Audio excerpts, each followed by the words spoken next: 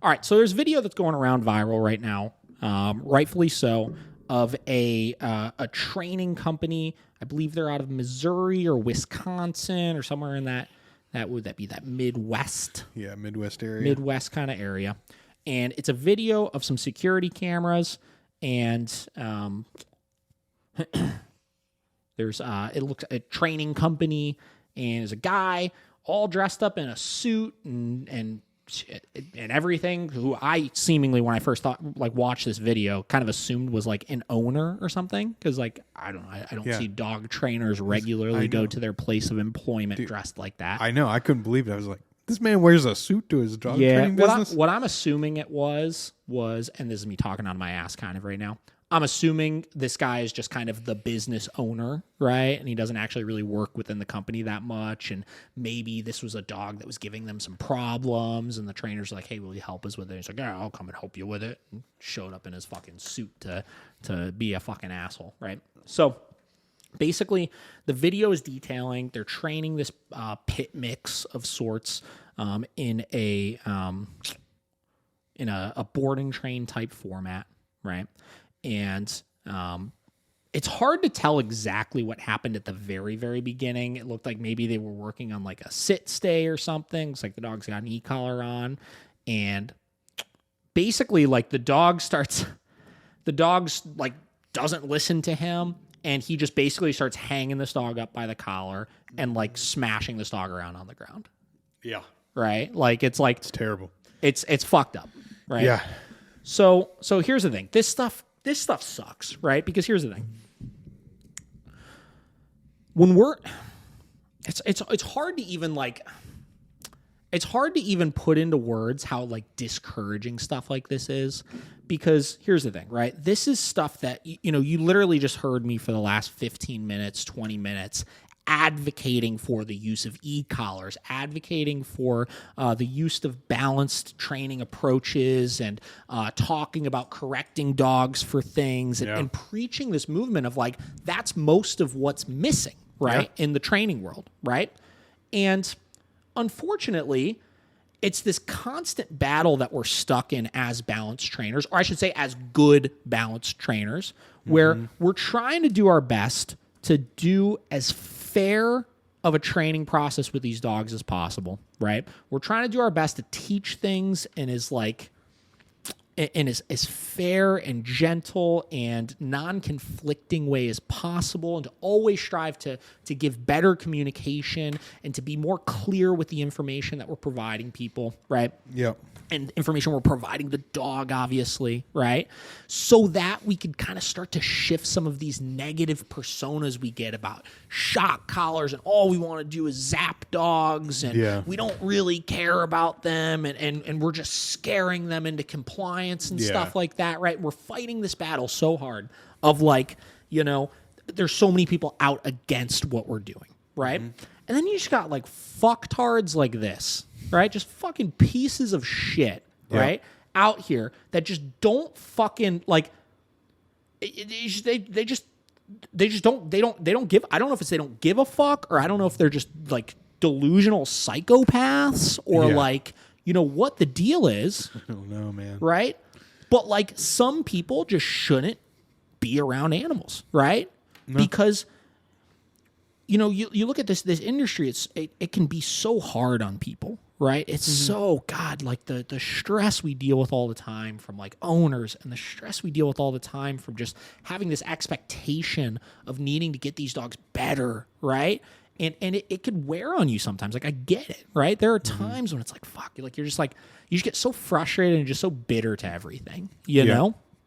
And unfortunately, there are people out there that, because you could sometimes get away with it, they'll take that frustration out on the fucking animals they're working with. Yep. Because to them, it's just like a miscellaneous thing. It's like, to them, it's like, when you get pissed off, like when you were younger and you'd like go run upstairs and like punch a hole in your door or something. Yeah. Like it's like that. Like, it's like the dog is just like an object like that to them. Yep. Right. And especially when you're in a business where, like, in a board and train format where you got dogs coming in and out and stuff like that, it gets really easy to detach and not see these animals as living, breathing, feeling, caring things. Yeah. Right. And it's something that, you know, I can't, it's so sad that, you know, like this video is just like looping on my phone, right? Like, and I'm just like, keep like looking down and fucking seeing it. And I'm watching this video and I try to like play devil's advocate so much with things sometimes. Like, forget this for a minute, like with anything, right? Like if there's something I disagree with, or if there's something that like I have a problem with or whatever, I always try to look at like, you know, what could have led to that, right? Like what could have been the thing that was like, you know, like made that justifiable to some extent, or this or that. But in the end of the day, when you look at some of these types of things, like there has to be a line that's drawn of like no amount of anything that could have led to a certain point makes this okay. Exactly. You know? And it's there's not much more to it aside from that, right? Like if you can't keep your fucking emotions in check, you need to get the fuck out of this industry. You know? Yeah. If you can't understand that when you start feeling frustrated about things, you need to just fucking go home, right? Then you need to leave. We got no place for you here, you know? And fortunately, you know, unfortunately that this happened, right? But fortunately, this is going around right now and people are seeing, you know? And it's just, it sucks. And it's so discouraging though, because this is just another thing then that we have to continue to fight to prove to people that even though there's fucking bullshit like this that happens, there's good people out there still. You know, that do care about this kind of stuff, right? And won't tolerate things like this. Exactly. You know? Yeah. You know, back in my prior employment and stuff, you know, when I used to go to seminars and things like that, I remember very, very early on in my dog career seeing things that weren't this, you know, they weren't this bad, obviously, but seeing things that I was just like, you know what? Like, I may not know everything right now, but I'm not comfortable with that. Yeah. You know, like I'm not, you know, it just rubs you the wrong way. Yeah. And it's like those first signs of like, you know, like you just don't really give a fuck, you know, like you're like, this is for your own enjoyment right now. Yeah. You know? And, you know, between going through that and between me working through personal, like anger issues that I would get and stuff like that. And again, not towards dogs, obviously, but like I've never been a patient person. You know, like I could easily get in the past, I easily could get frustrated by things, you know, and I think it's because I saw that stuff so early on, you know, I always knew that, you know, this was just not, it's not okay. You know, like you can't take it out like that. You have to find other ways to channel that frustration. Yeah. You know? So I don't know, man. It sucks, dude. It's like, it's so shitty to see these types of things, you know, and they don't go around that often, but I would say at least once a year, twice a year, something like that. We'll see stuff like this. Yep. And, you know, I've talked in the past about, you know, like with Larry in particular, how like when a lot of this stuff first started going around, that's really when he made his shift to, with the e-collar, you know, like really promoting this different way of e-collar use, which I respected him for initially, you know. But I also have a responsibility, right? Where as a trainer that understands how to work through these types of issues, that understands how to help these dogs and how to help these owners, I can't also let this change me. You know, I can't let stuff like this scare me away from doing the things that I've been doing my whole life, because I know deep down inside of me that my intentions and that the things that I'm doing are good.